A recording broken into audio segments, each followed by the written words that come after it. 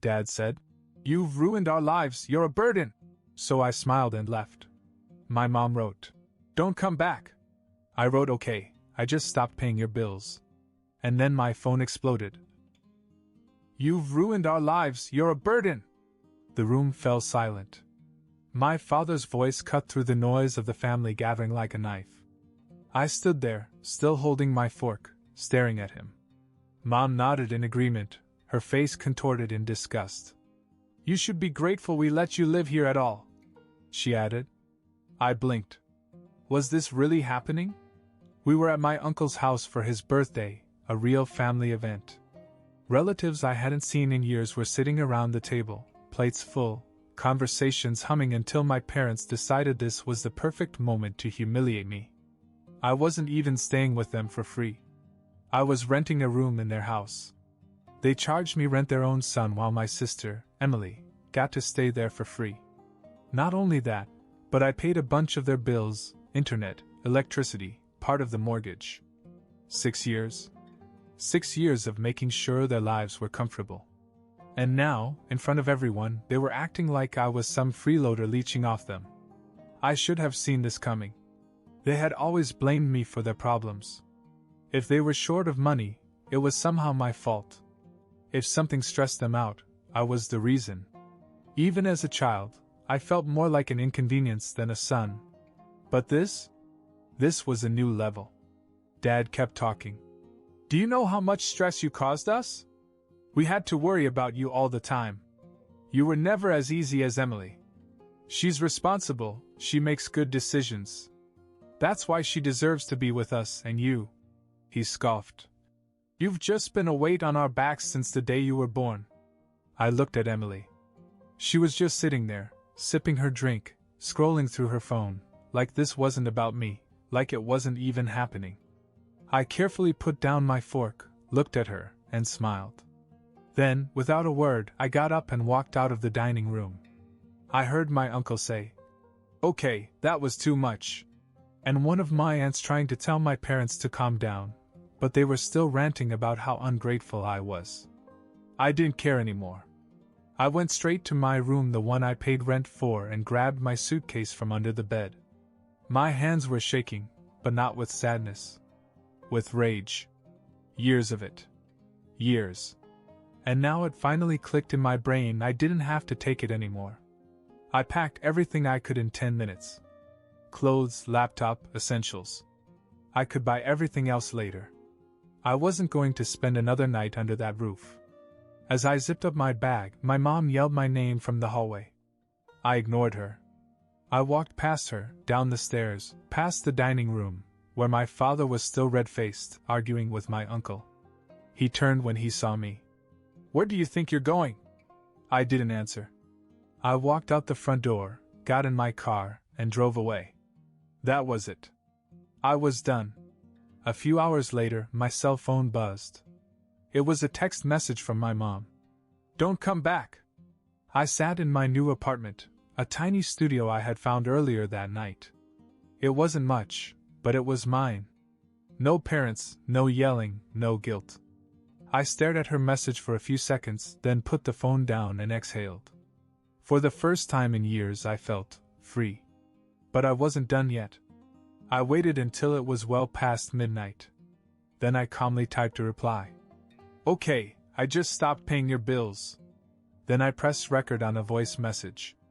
My voice was calm. "I've been paying your expenses for 6 years. You told me not to come back. So I won't. And I'm not going to pay for anything anymore. I hope you can handle that. Good luck." I hit send and went to bed. The next morning, I woke up to my phone exploding with notifications. 50 missed calls. My mom, my dad, Emily, even some relatives. Back-to-back messages, voicemails. I didn't bother to listen. Then another message came. "Where do you live? We need to talk." And that's when I knew. This wasn't over. I let the phone ring. I wasn't in a hurry to hear what they had to say. By noon, the missed calls had climbed to 73. My voicemail was full. My text messages were stacked so high I had to scroll through them. Some were predictable. You ungrateful brat. You can't do this to your family. You owe us after all we've done for you. Then came the guilt trips. We raised you, fed you, gave you a roof over your head, and this is how you repay us? Your dad is so stressed, he's shaking. We just want to talk. Let's work this out. And then what really gave me pause were the messages from relatives. My aunt, Franklin, they're in full panic mode. Just talk to them. My cousin, dude, they're freaking out. They're trying to figure out where you live. My uncle, call me. This is getting out of hand. I stared at my screen. My parents weren't just angry, they were desperate. And that's what worried me. Then another message popped up. From Emily. They're trying to pull your credit reports. Be careful. That made me sick to my stomach. Pull my credit reports? I shot back. What the hell do you mean? A minute later she replied. Mom asked me for your social security number last night. I said I didn't know it, but I think they're trying to get your financial information. I exhaled. This was bad. You see, when I lived there, they had access to a lot of my personal information, my mail, some of my old paperwork, even my online accounts when they helped me set them up as a teenager. If they were digging into my credit now, it meant one thing.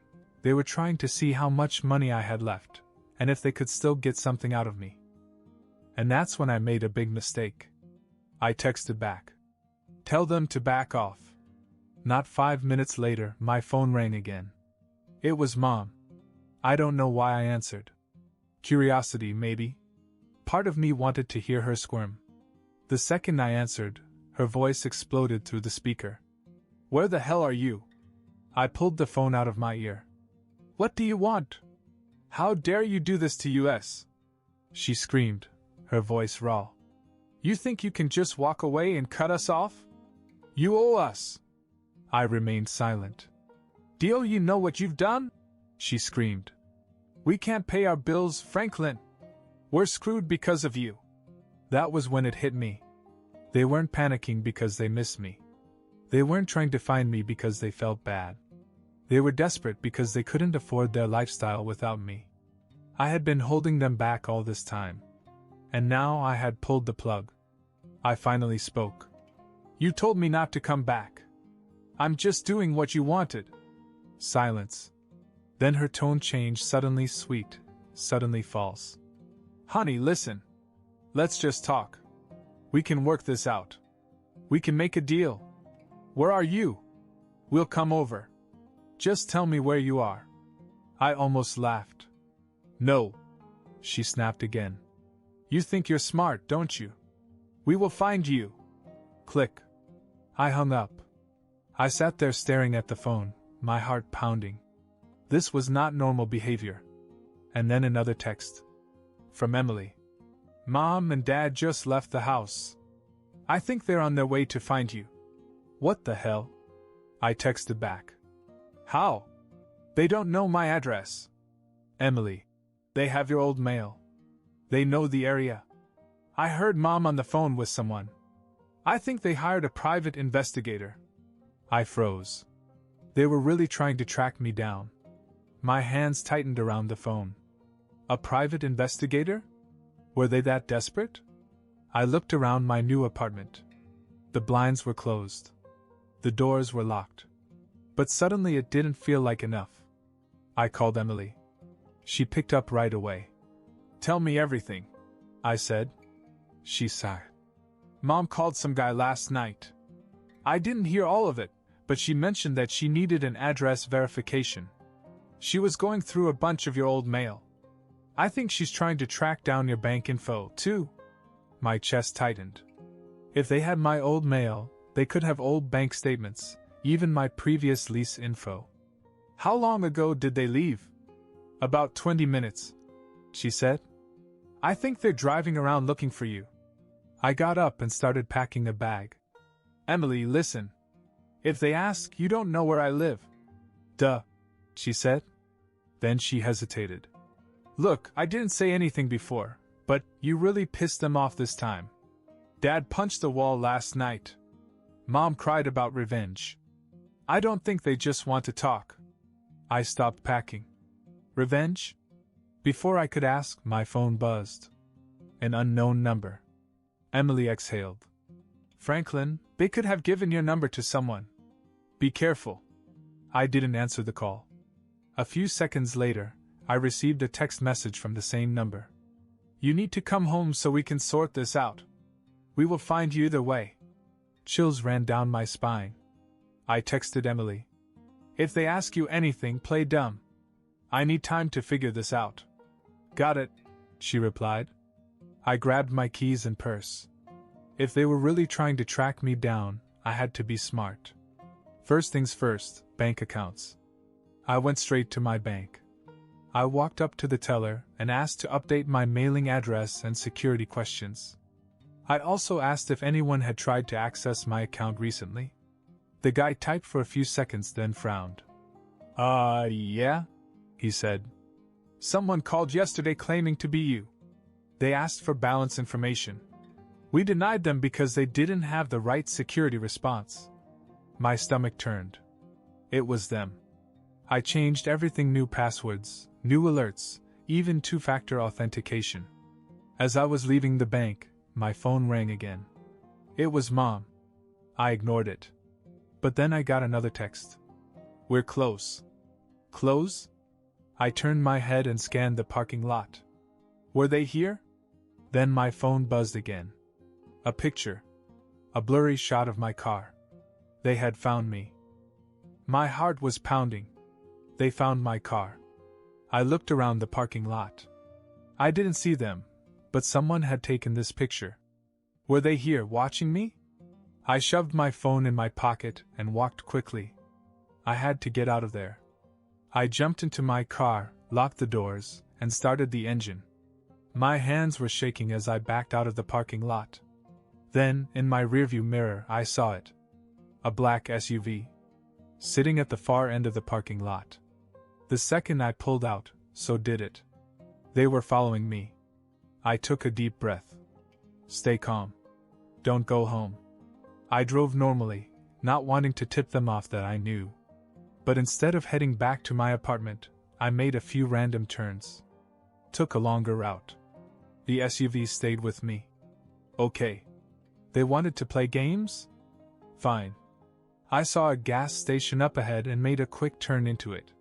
The SUV had to slow down to follow. I pulled up to a pump, turned off the engine, and opened the door as if I was going to fill up. The SUV rolled by, then parked at the edge of the lot. There were two people inside. I had to see who they were. Instead of grabbing the gas pump, I walked toward the convenience store of the station as if I wanted to buy something. As I passed the SUV, I looked inside. Dad. And some guy I didn't recognize. Dad was in the passenger seat, looking pissed.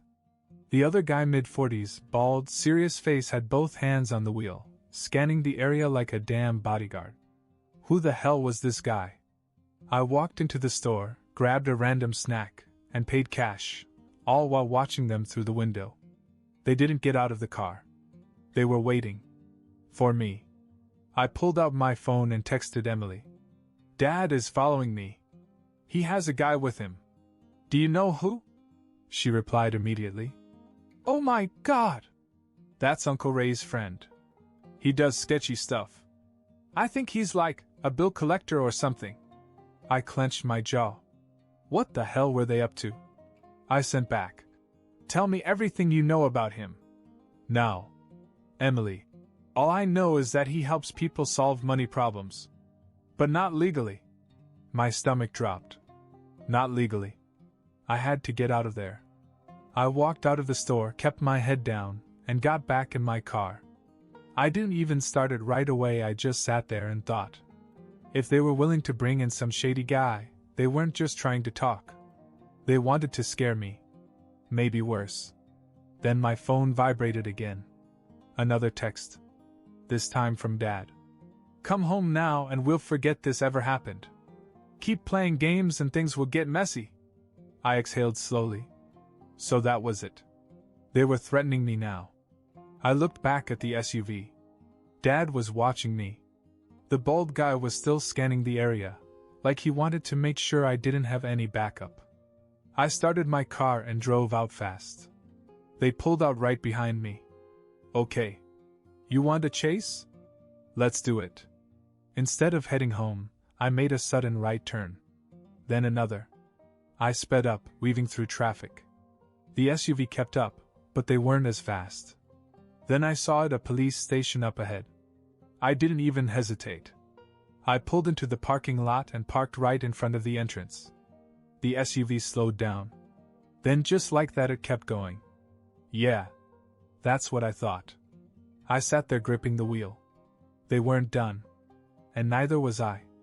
I sat in the parking lot of the police station, my heart pounding. The black SUV was gone, but I knew they weren't done. They were testing me. Seeing how far they could push me. I wasn't going to sit around and wait for their next move. I took out my phone and texted Emily. They just tried to follow me. I lost them at the police station. But this isn't over. She replied immediately. I heard Mom on the phone again. They're freaking out. I think Dad is pissed that you ran. I grinned. Good. Let them be mad. Then she sent another text. Franklin, I think they're planning something worse. Mom told Dad, if we can't scare him, we'll make sure he has no choice but to come back. My stomach twisted. No choice? I asked. What does that mean? Emily asked. I don't know, but they're talking to a lawyer. A lawyer? I sat there clutching my phone. What the hell were they trying to pull? Then a thought hit me. My name was still on some of their accounts. When I was younger, they convinced me to co-sign for a few things. A car loan, a joint credit card, things they swore they'd handle. But what if they tried to use it against me now? I had to act fast. I went straight to the bank. As soon as I got to the counter, I told them I needed to remove myself from any joint accounts and freeze any suspicious activity. The teller typed for a moment, then looked at me with a strange expression. There was an attempt to take out a loan in your name yesterday. A large one. I went cold. Was it approved? No, she said. They didn't have the right verification. But they tried more than once. I clenched my jaw. They were trying to trap me financially. Make it so I'd have no choice but to go back. I shut everything down, froze old accounts, updated passwords, even set up fraud alerts. As I left the bank, my phone buzzed. Emily again. Mom and Dad are freaking out. They just realized the bills didn't get paid this month. I laughed. Oh, they're freaking out now? Then she sent another text. Franklin, listen. I think they might try to go after you legally. Mom mentioned filing something against you. I stopped walking. File something? What could they file? And then it hit me. Eviction. Even though I was already gone, they could try to legally evict me on paper, claiming I owed them money for breaking the lease. If they got a case going, it could ruin my credit, put me in debt, even get me blacklisted from renting anywhere else. I texted Emily back. Find out exactly what they're doing. Now. She replied. I'll try. But Franklin, be careful.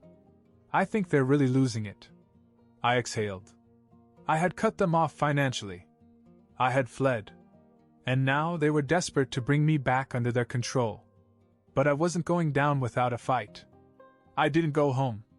I went straight to a lawyer. If they wanted to play legal games, I was ready. I explained everything, how I had paid their bills, how they had charged me rent while letting my sister live there for free, how they had tried to open loans in my name. The lawyer listened intently. Then she said, if they tried to evict you after you moved out, that won't hold up in court. And if they tried to commit fraud in your name, you have grounds to press charges. That's all I needed to hear. I left her office feeling lighter.